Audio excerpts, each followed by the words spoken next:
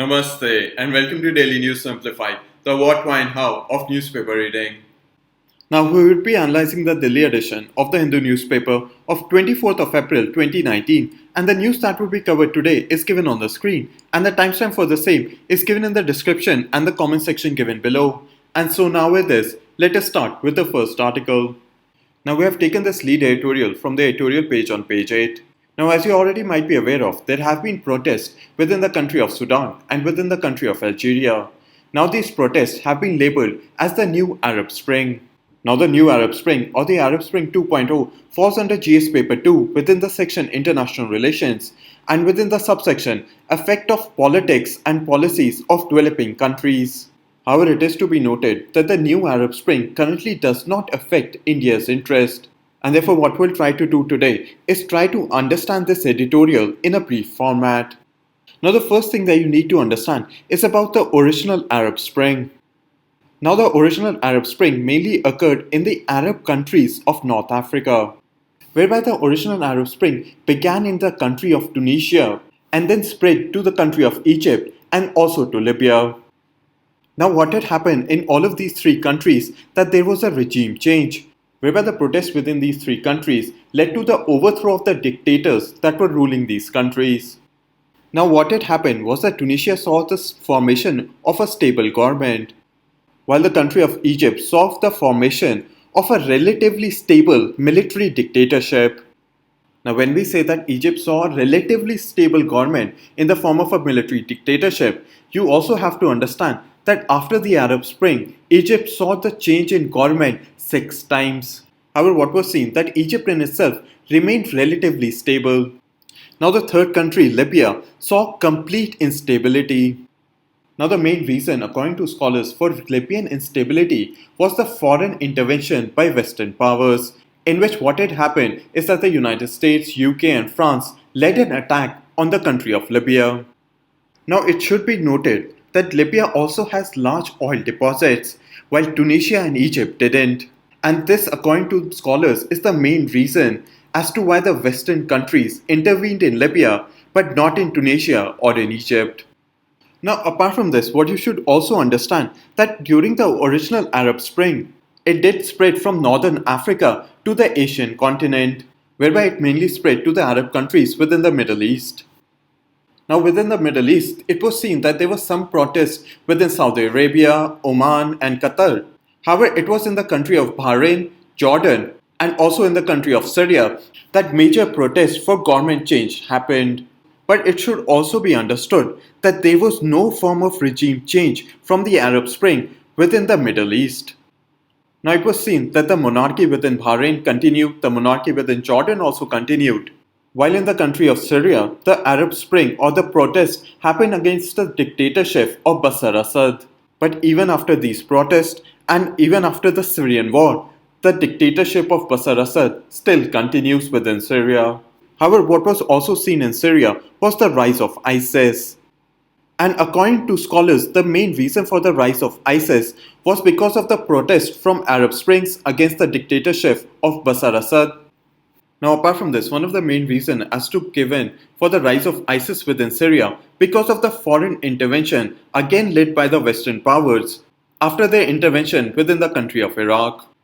So now hopefully up till here you've understood about the original Arab Spring, that it mainly began from the region of North Africa, basically the Arab countries which are located in North Africa, whereby it began from the country of Tunisia and spread to Egypt and Libya. And what had happened in all of these three countries, that there was a regime change, whereby the people who led the revolution under the Arab Spring overthrew the dictatorships that were present within Tunisia, Egypt and also in Libya. And after the Arab Spring, what happened in Tunisia was that a stable government was formed, while in Egypt a relatively stable military dictatorship was formed. However, when we say relatively, it means that it was much more stable as compared to the country of Libya, whereby Libya saw complete form of instability. Now, according to scholars, one of the main reasons as to why Libya felt complete instability while Tunisia and Egypt didn't was because of the Western military intervention within the country of Libya. And according to scholars, one of the main reasons for Western military intervention was that Libya had oil, while Egypt and Tunisia did not have oil. And apart from this, what was also seen that this Arab Spring, which mainly began in North Africa, also spread to the Arab countries within the Middle East in the Asian continent, whereby there were small protests within the country of Saudi Arabia, UAE, and in Qatar, while there were major protests within the country of Bahrain and in the country of Jordan. However, what was seen is that the monarchy within Bahrain and the monarchy of Jordan were able to stop the Arab Spring revolution within their country, and they were largely able to do this with the help of Saudi Arabia. However, one of the major countries that was affected by the Arab Spring was the country of Syria, whereby the protest under the Arab Spring happened against the dictatorship of Bashar al-Assad. However, it should be noted that no Arab country within the Middle East saw a regime change. Even in the country of Syria, the government of Bashar al-Assad still continues. However, one of the major outcomes of the Arab Spring within the country of Syria was the rise of ISIS, whereby the foreign interventions again by Western countries within the country of Syria caused the dictatorship of Assad Bashar to not be able to stop the protest under the Arab Spring, and it led to complete instability within the country of Syria. And therefore, one of the major aspects that we understand from the original Arab Spring is that foreign intervention by Western powers led to complete instability within the country of Syria and also in the country of Libya. And the second aspect that you need to remember from the original Arab Spring is that there was regime change only in the countries of North Africa, while there was no form of regime change in the Arab countries of the Middle East. Now it is within that context that we come to today. Now what is being seen is the Arab Spring 2.0.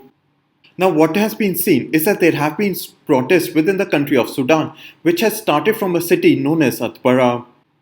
And these protests, which started in the country of Sudan, has also spread to the country of Algeria. And apart from this, what is also being seen is that it is now being spread to the country of Libya. Now this new Arab Spring, which has engulfed the country of Sudan, Libya and Algeria, has raised two major concerns. Now the first major concern that it has raised is with regards to foreign intervention. Now there's already been indirect intervention by the Western powers and also by the Arab coalition, which is being led by the country of Saudi Arabia and the United Arab Emirates in the country of Libya. And as we have already understood, one of the major reasons for the foreign intervention within the country of Libya during the original Arab Spring was because of oil. And according to scholars, what is again being seen is that the Arab coalition led by Saudi Arabia and the Western powers are again indirectly intervening within the country of Libya because it has oil. And this has led to concerns with regards to foreign intervention within the country of Algeria. Now what you should know is that the country of Algeria has a lot of gas deposits, and therefore it has led to concerns whether the Western powers and the Arab coalition may intervene within the country of Algeria because of its gas deposits. Now apart from this, the second concern which has been raised is the spread of the new Arab Spring to other Arab countries. Now as we have already understood that the original Arab Spring had spread to the country of Jordan, Bahrain among other, but the revolution was stopped in these countries and there was no regime change. But it has again led to concerns that the new Arab Spring, which has again begun in the Arab countries of North Africa, may spread to the Arab countries of the Middle East, whereby what is already being seen is that the Arab country of Yemen, the Arab country of Iraq, the Arab country of Syria, which are all located within the Middle East, are already currently very unstable. And therefore it is yet to be seen as to whether the country of Qatar, the country of Jordan, and the country of Bahrain may again see the rise of the Arab Spring. So now hopefully you've understood about both the aspects that have been raised within this editorial. First being the original Arab Spring, and second being the new Arab Spring or the Arab Spring 2.0. However, you also have to understand that this new Arab Spring is currently news in transition, whereby earlier we have already covered the rise of this new Arab Spring within the country of Libya. And this should be seen as a continued coverage of the new Arab Spring. And so now with this, let us move on to the next article. Now we have taken this article from page 3. Now an advertisement in the form of an editorial has appeared within the Hindu newspaper on page 3. Now what this advertisement in the form of an editorial talks about is India-China relationship, whereby the first article in itself talks about the Asian Infrastructure Investment Bank. Now you need to understand about the Asian Infrastructure Investment Bank from the perspective of GS paper 2 within the section International Relations, and within the subsection Important International Institutions, their structure and their mandate. Now, a question on the Asian Infrastructure Investment Bank has already been asked in the mains examination of 2014, whereby the question had asked that India has recently signed to become the founding member of the New Development Bank, or what is also known as the BRICS Bank, and also of the Asian Infrastructure Investment Bank. How will the role of the two banks be different? Discuss the strategic significance of these two banks for India. So for today, we're going to understand about the Asian Infrastructure Investment Bank from the perspective of your upcoming prelims examination. Now, the Asian Infrastructure Investment Bank began in the year 2016 and its headquarters is located in Beijing, China. Now, the reason you need to remember the headquarters of the Asian Infrastructure Investment Bank because the headquarters of the New Development Bank or the BRICS Bank is located in Shanghai, China. Now, the Asian Infrastructure Bank has been made in which the leadership belongs to China, whereby what is seen in the New Development Bank is that all the BRICS members, Brazil, Russia, India, China and South Africa, have equal partnership within the New Development Bank. Now, the third point that you need to know is that the Asian Infrastructure Investment Bank has worldwide membership, while what is seen in the New Development Bank is that it only has BRICS membership, or the BRIC countries are the members of the New Development Bank. Now, the Asian Infrastructure Bank is a regional bank which is mainly focused upon the Asia Pacific region. Now, with regards to funding, the Asian Infrastructure Investment Bank can finance projects through making loans, investing in equity capital, or functioning as a primary or a secondary guarantor of loans given out by other multilateral banking institutions. Now, when we say that it functions as a primary and secondary guarantor, an example of this is, let's say India has taken a loan from the World Bank. Now, what would happen is that the Asian Infrastructure Investment Bank can act as a guarantor to this Indian loan. Now, with regards to voting rights, China has the largest voting rights at 28.7%, while the second largest voting rights within the Asian Infrastructure Investment Bank belong to India. However, there is a huge difference between the voting rights of China and India, whereby China has a voting right of 28.7%, while India has a voting right of only 8.3%. And it is within that regard that because China possesses 28% of the voting right, it effectively guarantees China a veto in any decision that is undertaken in the Asian Infrastructure Investment Bank. Now, what is seen is that you need 75% of the votes to take a decision within the Asian Infrastructure Investment Bank. So, if China does not support any form of decision within the Asian Infrastructure Investment Bank, then even if all the other members combine their voting rights, it would not reach 75%. And therefore, by having more than 25% of the votes in the Asian Infrastructure Investment Bank, China effectively has a veto over any decision that is undertaken in the Asian Infrastructure Investment Bank. Now, the subscribed capital of the Asian Infrastructure Investment Bank is of $100 billion, whereby a minimum of 75% of the subscribed capital of the Asian Infrastructure Investment Bank has to be held by the regional members of the Asian Infrastructure Investment Bank. Now, as you already understand, that Asian Infrastructure Investment Bank is a regional bank which mainly focuses on the Asia Pacific region. And therefore, it also wants that the decision-making process and the effective ownership of the Asian Infrastructure Investment Bank also remains with the countries of the Asia Pacific region. And therefore, any other European countries or North American countries or the Latin American countries can only hold up to 25% of the subscribed capital of the Asian Infrastructure Investment Bank. And what this effectively does is that it ensures that the voting rights of the Asian Infrastructure Investment Bank permanently stays with the regional members. And therefore, countries such as the United States, UK, France, and others, which have much more money, do not overtake the decision-making process of the Asian Infrastructure Investment Bank. So let's say what would happen is that if the United States, UK, France, and other countries purchase more than 25% of the paid-up capital, then what it means is that the Western countries would then have a veto on any decision that might be undertaken by the Asian Infrastructure Investment Bank. And that is why 75% of the capital have to remain with the regional members, who are countries that are located in the Asia Pacific region. Now, the Asian Infrastructure Investment Bank also allows co-financing of projects with the Asian Development Bank, the World Bank, and the European Bank of Reconstruction and Development. Now, the ninth point that you need to remember about the Asian Infrastructure Investment Bank is that India is the largest recipient of financial loans that have been given out by the Asian Infrastructure Investment Bank. Now, the 10th and the last point about the Asian Infrastructure Investment Bank that you need to remember is that it is the first major multilateral development bank where the principal contributors are also the major borrowing members. Now, what this means is that India is one of the largest contributor of funds to the Asian Infrastructure Investment Bank. Even though India is the second largest contributor of funds to the Asian Infrastructure Investment Bank, it is also the largest recipient of the funds from the Asian Infrastructure Investment Bank. And similarly, this is also seen with other members who are the major principal contributors of funds to this bank, but are also the major recipients of funds from the Asian Infrastructure Investment Bank, whereby the United States is one of the major contributors to the World Bank, but it is not the main recipient of funds from the World Bank. And similarly, Japan is the major principal contributor to the Asian Development Bank, but it is also not one of the principal recipient of funds from the Asian Development Bank. Therefore, the Asian Infrastructure Investment Bank is seen as the first multilateral bank in which the main countries that are the principal contributors of funds are also the main countries that receive funding from the bank itself. Now, these are the main points that you needed to know about the Asian Infrastructure Investment Bank from the perspective of your prelims examination.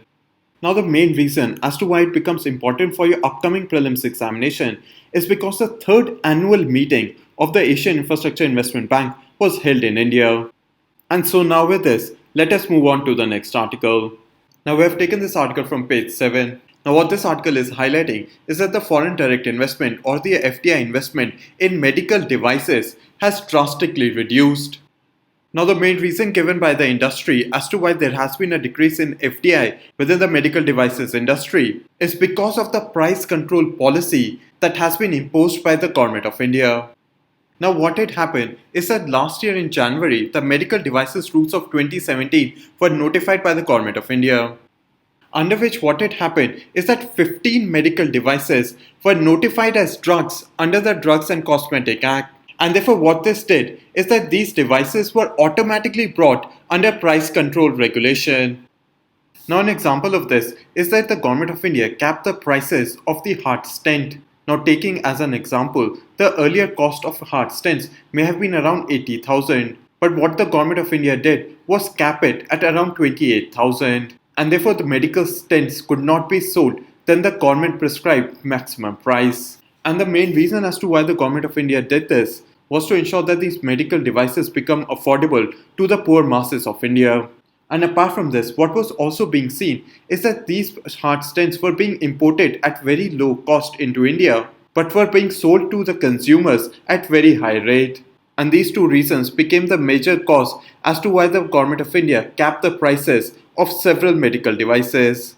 However, now, according to the medical devices industry, these price control measures that were undertaken by the government of India has decreased the flow of foreign direct investment into the medical devices industry of India. Now, it is within that context that we need to understand the various problems that have occurred due to the price control measures of the government of India.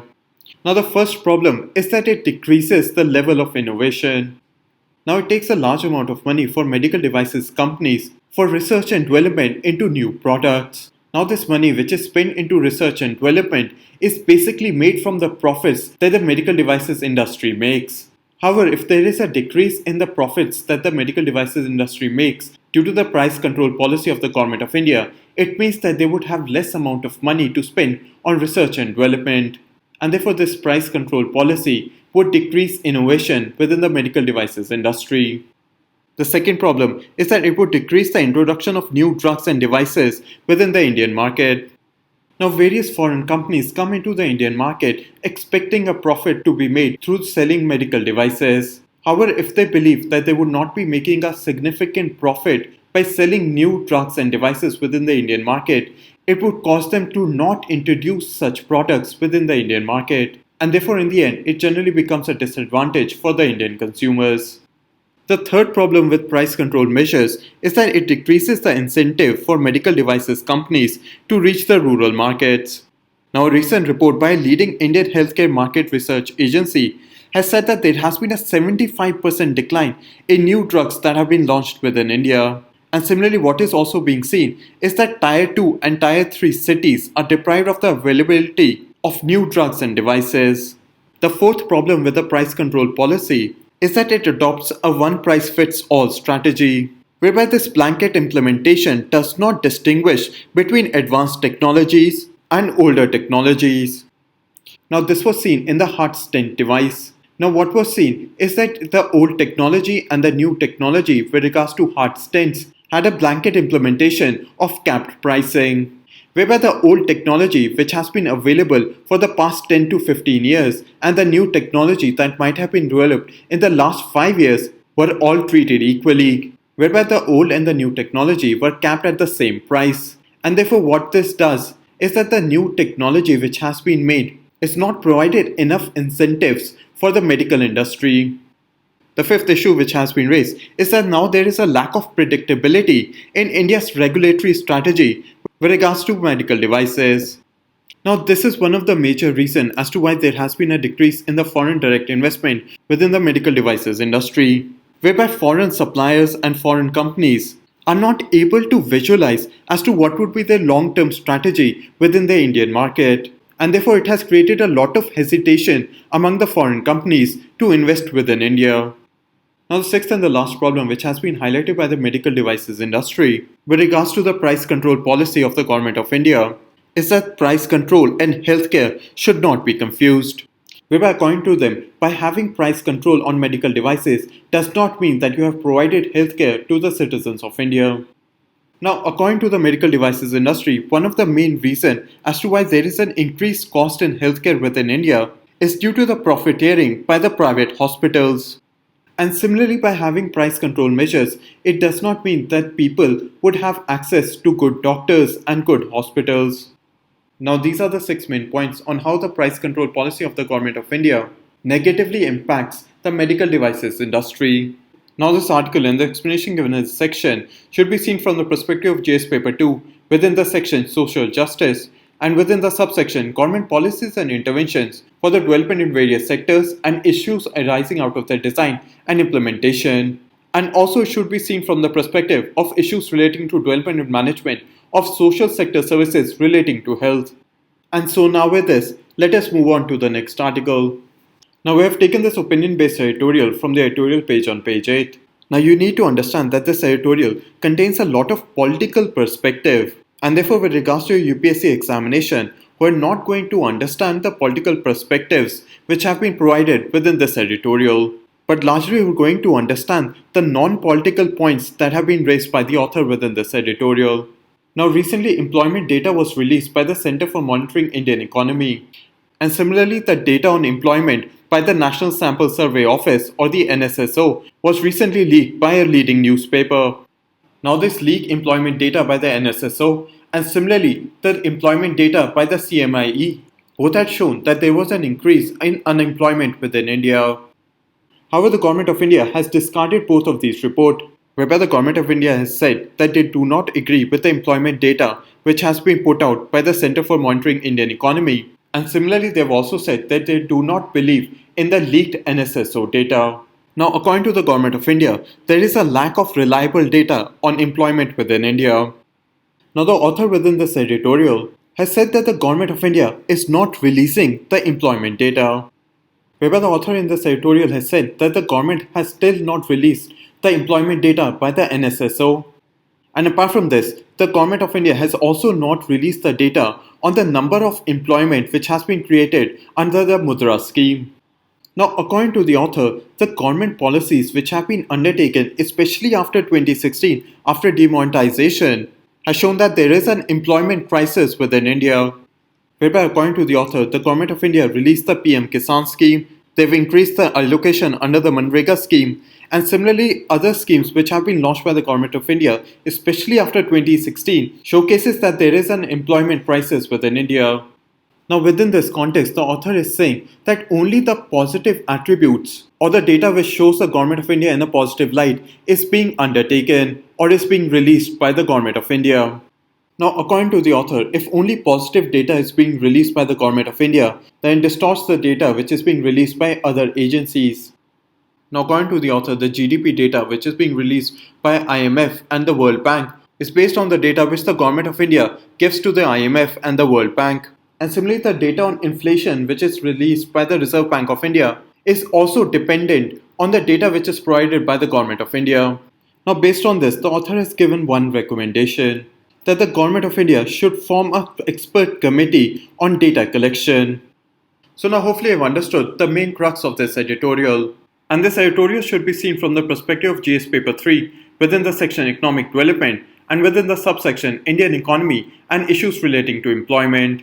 And so now with this, let us move on to the next article.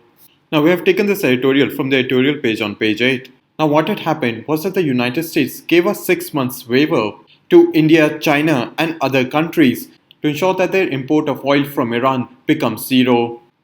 Now what is going to happen is that the United States has said that it is not going to extend this waiver, whereby countries such as India, China and others would now need to reduce their imports of Iranian oil to zero, or they could face US sanction.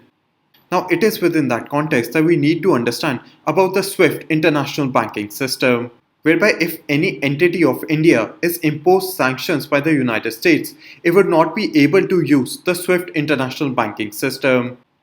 Now you need to know about SWIFT because it is very important, especially with regards to your upcoming prelims examination.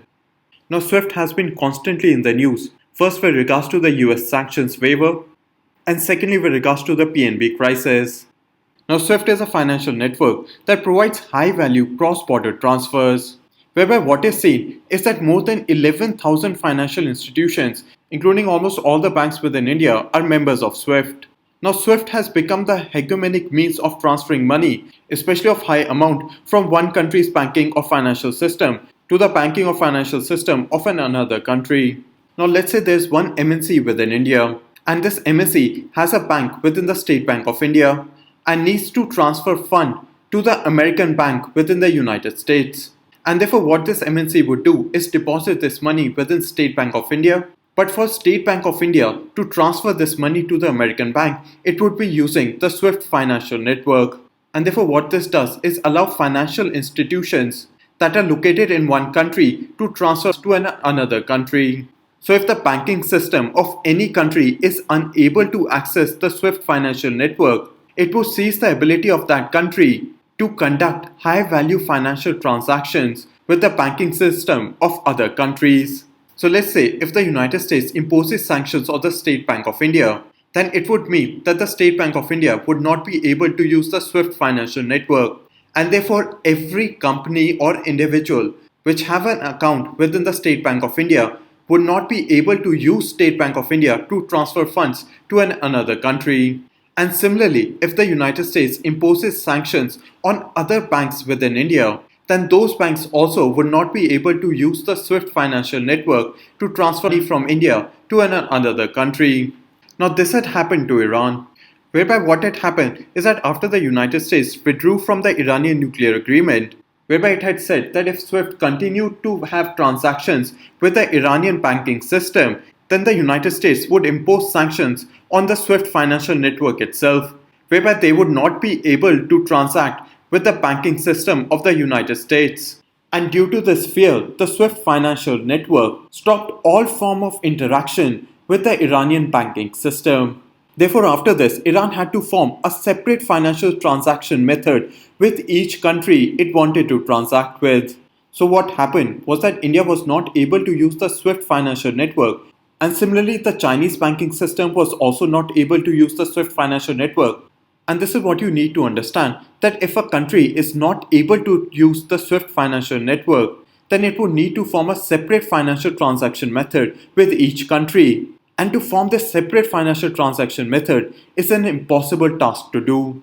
So therefore the fear of US sanctions that would restrict the access to the SWIFT financial network would isolate any country from the global financial system. And therefore if India is not able to use the SWIFT financial network, it would isolate India's banking system from the global financial system. And this is the main significance of the SWIFT international banking system. And that is why it is important for your prelims examination. Now, with regards to the news which has been given in the editorial itself, you have to understand that this news is currently in transition. And therefore, we'll have to wait and see on how India moves forward with regards to the fear of the US sanctions. But hopefully, you've understood about the SWIFT international banking system. And so, now with this, let us move on to the next article. Now, there are two questions for your practice, and what you need to do is pause this video, solve both of these questions, and wait for 5 seconds for the correct answer. Now, with regards to question number 1, the correct answer is C, both 1 and 2. Now, the SWIFT International Financial Network only provides electronic messaging services to facilitate cross-border payments, and SWIFT in itself does not hold any form of funds or manages accounts on behalf of customers. So let's say if the State Bank of India is transferring funds to the Bank of America, then what SWIFT would do is facilitate the messaging services between both of these banks, whereby messages between both of these banks are not seen by any other entity. And you have to understand that SWIFT does not transfer funds from the State Bank of India to the Bank of America. And similarly, the State Bank of India or the Bank of America or any other bank or financial institution does not hold an account within the SWIFT financial network, whereby SWIFT only facilitates the electronic messaging with regards to funds and with regards to account between financial institutions. Now, with regards to question number 2, the correct answer is A, 1 only, whereby Benghazi is located in the country of Libya, and it was in the city of Benghazi that the first Arab Spring began in Libya. Now, again, during the second Arab Spring, Benghazi has gained significance. Now, with regards to the second option, Atbara is located in Sudan. Now, it is important for you to know where Atbara is located, since it is the town from where the second Arab Spring has started. Now, there are 2 more questions for your practice, and as you already understand, pause this video, solve both of these questions, and wait for 5 seconds for the correct answer. Now, the correct answer to question number 3 is A, 1 and 3, whereby India has the second largest voting rights in the Asian Infrastructure Investment Bank after China, and India is also the largest recipient of finance from the AIIB Bank. However, it should be noted that the Asian Infrastructure Investment Bank was established in 2016 and its headquarters is in Beijing, China. And therefore, statement number 2 is incorrect. Now, with regards to question number 4, the correct answer is B, 2 only, whereby as we have already understood, policy of price capping of medical devices, which has been undertaken by the Government of India, has decreased the foreign direct investment in the medical devices sector. However, price capping of medical devices has decreased the profiteering that the medical devices companies and private hospitals used to indulge in. And now with this, we come to an end in the analysis of today's newspaper. Now we move on to the question for today.